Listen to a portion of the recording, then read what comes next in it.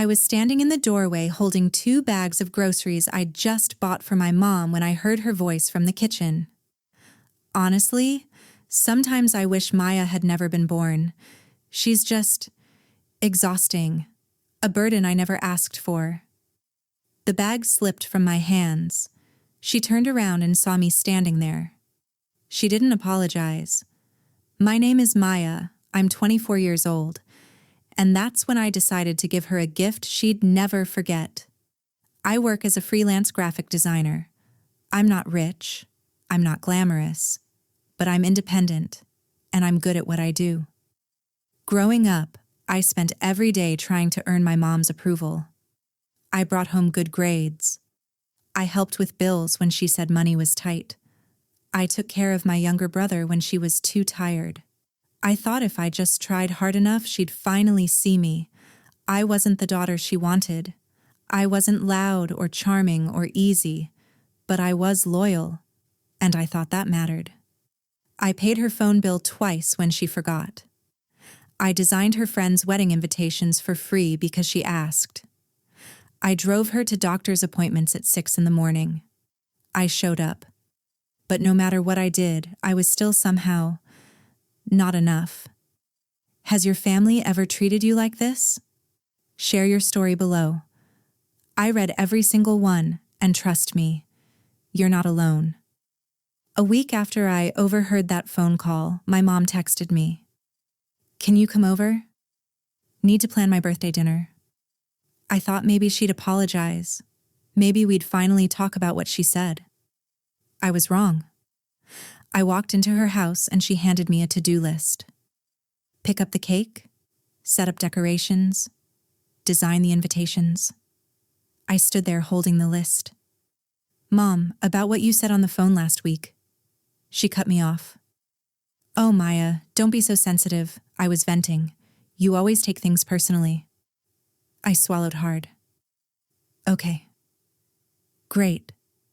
I need everything done by Saturday. I agreed to help. Because that's what I always did. The day of the birthday dinner, I showed up 2 hours early to set everything up. I hung streamers. I arranged the table. I made sure every detail was perfect.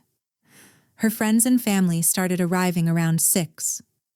I sat at the far end of the table, almost like I was staff, not family. During the toast, my aunt stood up with her wine glass. I just want to say how amazing you are for doing all of this yourself. You always make everything so beautiful. My mom smiled and nodded. Thank you, I try. She didn't mention me once. Later, one of my cousins leaned over.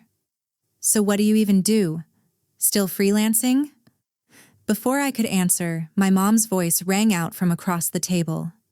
She's figuring it out. Some of us just take longer to grow up. The table went quiet. A few people laughed nervously. I felt my face go hot. My younger brother leaned close and whispered, "Why do you even still come here?" That's the moment something broke inside me. 2 weeks later, I was scrolling through Instagram and saw a post from my aunt. It was a photo of my mom, my brother, and her at the apple orchard. Our apple orchard. We'd gone every fall since I was 7. It was our tradition. I texted my mom. Why wasn't I invited? She replied an hour later. We didn't think you'd want to come. You're always so busy. I stared at my phone. I hadn't been busy. I'd been waiting for the invite. A month later, my mom hosted a family BBQ. I spent 3 hours the night before making a homemade cheesecake. It was her favorite. I brought it over and set it on the table. One of her friends took a bite and smiled. Maya, this is incredible. My mom laughed. Oh, Maya's always trying to impress people. It's a little much, honestly. I felt my chest tighten. I left early. No one noticed. A few days later, my mom called again. Hey, hun, I need help moving some furniture and cleaning out the garage for a yard sale. Can you come over? I drove over, spent 6 hours lifting boxes, sorting junk, hauling trash. At the end of the day, my back was sore and my hands were dirty. My mom handed me a bottle of water. "Thanks, hun. I'd have paid someone, but you know, family helps for free." Then she smiled. "Oh, by the way, I'm taking your brother on a little trip to the coast this weekend. Just the two of us. We need some quality time." I nodded. I realized it then. I was the unpaid labor. He was the cherished child. That night, I sat in my apartment and finally let myself cry. But then I stopped. I wiped my face, opened my laptop, and started going through old texts, emails, voicemails, screenshots. I realized there was a pattern, years of it, and I decided I was done being invisible. What my mom didn't know was that I'd been keeping track. Not on purpose, not at first.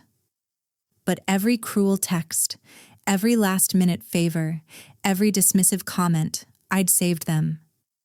I had a folder on my computer full of screenshots. The birthday invites I designed for free. The Venmo requests I fulfilled when she said she was short on cash. The call logs from the night I drove her to the ER at 2 a.m. I hadn't been building a case. I'd been collecting proof that I wasn't crazy. But now, it was about to become something else. I stayed up late into the night working on a project. I wasn't going to yell. I wasn't going to beg for an apology. I was going to give her exactly what she deserved. I called my best friend, Jasmine. She'd seen this whole toxic cycle for years. "You've been the perfect daughter to someone who never deserved it," she said. It's time she knows that. Jasmine came over and helped me finalize my plan, a memory book, but not the kind you'd expect. Meanwhile, my mom texted me asking for help organizing her church's charity bake sale. I replied, "I'll be there for your next birthday. Wouldn't miss it." She texted back with a smiley face. She thought I'd finally come crawling back. And in a way, I did. But not how she expected.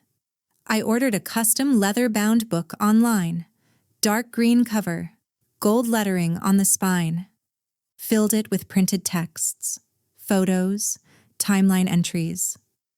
I titled it, "To the Mother Who Called Me a Burden, a Collection of Gifts You Forgot." I didn't tell anyone but Jasmine.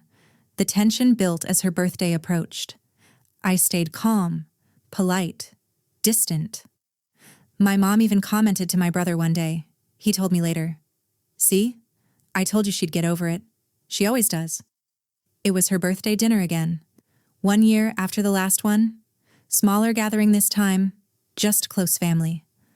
Mom, my brother, my aunt, my uncle, 2 cousins.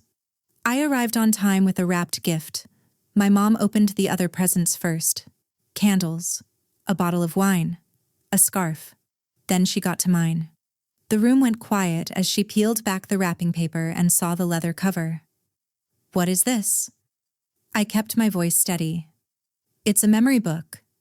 I thought you'd like to see everything I've done for you. Since you seem to forget." She opened it. Her face changed. Page 1 was a screenshot of a text.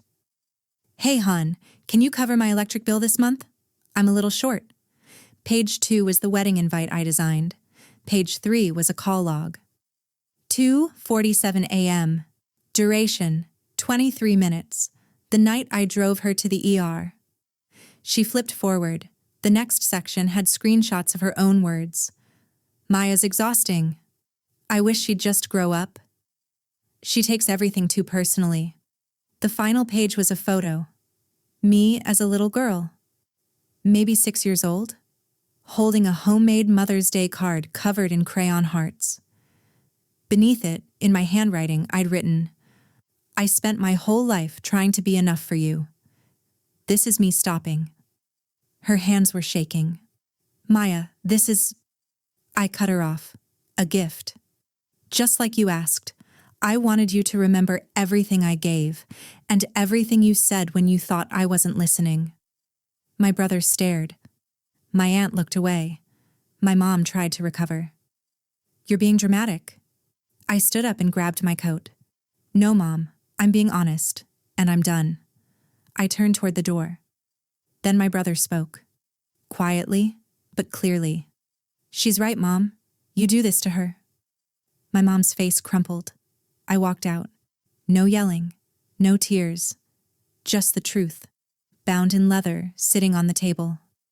I didn't wait for her to call. I didn't need her to apologize. I blocked her number. Not out of anger, out of peace. A few weeks later, my brother texted me. Mom's been really quiet. She keeps the book in her bedroom. I saw her crying when she read it again. I didn't reply right away. I'm not cruel, but I'm also not available to fix her guilt. I started therapy, talked about boundaries, learned that I was never the problem. Eventually, I unblocked my mom, but only to send one message. If you ever want a real relationship, I'm open, but I won't be a burden you tolerate. I'll only be a daughter you respect. She read it.